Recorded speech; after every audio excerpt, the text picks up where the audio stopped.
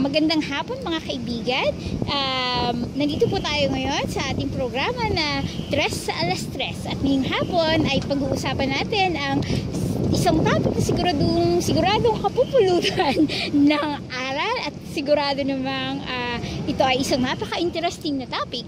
Ito ay tungkol sa pag-volunteer. At sa hapong ito ay makakasama natin si Maris na isang international volunteer na ang kanyang assignment ay sa Nigeria. Magandang hapon, Maris. Magandang hapon sa iyo. Okay. At sa mga nakikinig. Magandang hapon ulit.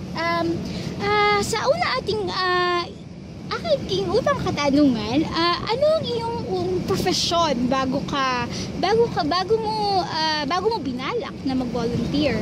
Isa akong social development worker for actually more than 10 years na bago ako pumasok sa volunteer work. Bakit? Kasi ang pakiramdam ko, yung skills ko dapat na rin i-share sa iba. Kasi yung konsepto ko ng volunteering work is hindi siya natatali sa isang lugar lang. Wala naman limitasyon yun. Oo, tama. Kung yung marireach ng kamay mo at kaya mo naman, bakit hindi, diba?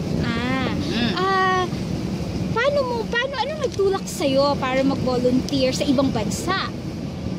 Or pinili mo ba na sa ibang bansa mag-volunteer kaysa dito sa Pilipinas? Hindi. Sa atin? Actually, diba, parang merong ang kasabihan na things happen for a reason. May isa akong kaibigan na nagsabi tungkol dito sa VSO na Haginan. Nagsabi niya, itry mo kaya. So, ganun lang. Isang araw, wala lang gumagawa talaga. So, tinry ko. Pagkatapos nun, yun na, nagdire-diretso na. Dito ka nag-apply sa Pilipinas? Dito ako nag-apply sa Pilipinas. So parang naisip ko, bakit hindi? Wala naman siguro masama, hindi mas siguro masamang subukan. Kaya nag-go ako. At saka siguro yung mga blessings na narisip ko for more than 10 years sa social development work, parang feeling ko noon, high time na i-share ko yon nang wala naman akong nare-receive this time. Parang hindi ito yung bread and butter ko. Ganon. Napaka-interesting. Ano yung mga naging preparasyon mo bago ka umalis papunta sa Nigeria?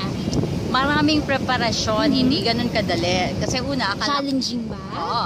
Akala ko, ganun kadali. Pero, yung terms of reference na ipinadala sa akin, nung nakita ko yon, ang pakiramdam ko, hindi naman yata ito volunteering work. Parang isa siya talagang trabaho.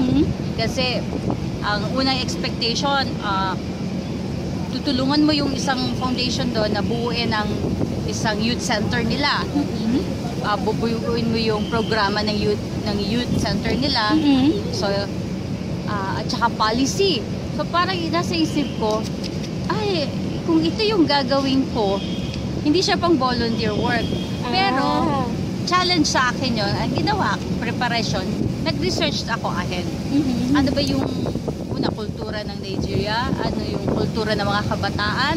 Ano yung mga existing policies na ng bansa pagdating sa kabataan? Ano yung mga programa na nag-exist na sa mga kabataan doon? So, ano yung pwedeng maging kakaibang i-offer ng youth program na ito para tangkilikin ng ibang kabataan. So, yun yung mga pinaghandaan ko. I see. So, pero hindi ka ba natakot na Nigeria ang punta mo? Or pwede ka bang mamili ng country na pwede mong puntahan? Pwede, pero yung bansang yon yung nagka-interest dun sa skills ko. Kasi ako ang feeling ko, hindi ko naman siya hinanap. Bigla siyang dumating. Para sa akin yon, di ba? So, kahit ang gusto ko pa sa Nepal, hindi talagang gusto ko sa Myanmar. Kailangan nila ngayon ng tulong, oo. Hindi naman yun yung itinawag sa akin. So, ibig sabihin, talaga yung skills ko para dun sa country na yon. Bilang isang volunteer sa Nigeria, ano na yung mga naging responsibilidad mo doon? At ano yung mga challenges na hinarap mo? At paano ka nag-adjust? Anong gusto mo una kong sagutin? Siguro dun muna sa trabaho. Trabaho, yung mga responsibilities ko. Yun nga, ay yung nag-develop ako ng youth program. Binuo ko yung youth program profile ng organization. Tapos, binuo ko yung policy, youth participation policy ng organization. Pagkatapos, in-establish ko yung youth center. Afterwards, nag-recruit na kami ng mga existing youth organizations na pwedeng maging partner namin. Doon kami nag-start kaysa magbuo kami, mag-zero level kami. Kasi ang purpose nung youth center, youth program, kasi ang pangalan ng Youth Healthcare Council. So, council siya. Ang purpose niya is magbuo ng maraming grupo ng kabataan na yung youth center na yon, na Youth Healthcare Council Center, yun yung magiging venue ng mga youth groups. Para pag-usapan nila yung mga issues ng mga kabataan concerning sexual and reproductive health. Yun. Napaka-interesting na yung assignment. How about naman sa buhay doon? Ano yung mga naging challenges mo at paano ka nag-adjust? Like for example, sa kultura, sa pagkain, ano pa ba? Yung pamumuhay. Sige, in general yung pamumuhay ko, na-assign kasi ako sa isang province, pero hindi naman siya ganun ka-laid-back. Pero sa ating level, sa aking level, napakahirap na mabuhay doon. Una, on and off yung kuryente nila. So most of the time, kailangan kong gumising ng mga 2 o'clock in the morning kasi doon lang nagkakakuryente para gawin ko yung mga Hindi trabaho ko. Hindi ba ito sa city na assignment? Ito yung nandun ako sa area ko na. So ganun ng on and off yung kuryente doon. Wow! So, yun, 2 o'clock hanggang umaga, doon ko tinatapos yung mga trabaho ko. Tapos, yun, pagdating nga sa trabaho yung adjustment, tayo kasi moderno na dito talaga eh. Although modern din sila doon, nandun ang lahat ng mga equipments, magagaling sila sa computers, dahil wala nga kuryente, magaling din sila magsulat. Pakamay. So, dun na-train ako ulit na magsulat. Banda na uli yung penmanship ko kasi nasanay na ako sa di ba? Pag gamit ng computer. Tapos tubig. It's schedule siya. Although yung apartment ko, meron naman sariling siyang Parang tank. Kaya lang, marami kami nagsha-share. Kailangan matipid. Ako sanay kasi ako pag binuksan ko ang shower dito sa Pilipinas. Pero meron nga. Walang tipid-tipid dyan, di ba? Kahit ilang minuto ka dyan. Doon, minsan yung isang timba. So, talagang pag kailangan mo tipirin siya, yung hanggang dun lang yung limit ng pagpapaligo mo. Mainit ba talaga doon sa Nigeria? Maabot siya ng the most na is 42 degrees. Wow, ang init naman. So, most of the time, pag nasa bahay ako, talagang para lang akong sa sunbathing na two-piece brand panty na nasuot ko. Yun. Grabe naman ano ba? Bilang volunteer naman, syempre, ang main goal mo doon, kaya ka doon nagpunta sa Nigeria, is to share your skills. Pero, during the process ba, may mga natutunan ka din habang ginagawa mo yung kailangan mong gawin doon para tulungan yung isang organization? Marami kasi multitasking yung role ko eh. Maliban pa dun sa mismong specific task ko, i-join nila ako sa iba't ibang activities nila. At katulad dun sa secure livelihood na talagang zero. Wala talagang alam. So, pag nasa training ako, may natututunan ako ngayon. Kaya nga nagkaka-interest na rin ako mag-secure livelihood. Mahirap nga yung secure livelihood. Yan, yung mga ganyan. Tapos, ano pa ba? Basically yun yung meron kasing agriculture side na programa din na talaga namang wala akong alam doon. Yung talagang... Since sa reproductive health ka, di ba? Tapos meron kang secure livelihood. Although alam ko naman yung connection na kailangan healthy ka rin, di ba? Kailangan okay, yung nagpa-family planning ka rin. No? But not specific na pag family planning di ba? Contraceptives ang pinag-uusapan niya. Nga Yung parang yung livelihood and family planning talaga, dapat lagi yung magkasama. Oo. So doon ako pumapasok. Kapag family planning na, in preparation na sa pagpaplano ng pamilya, yun.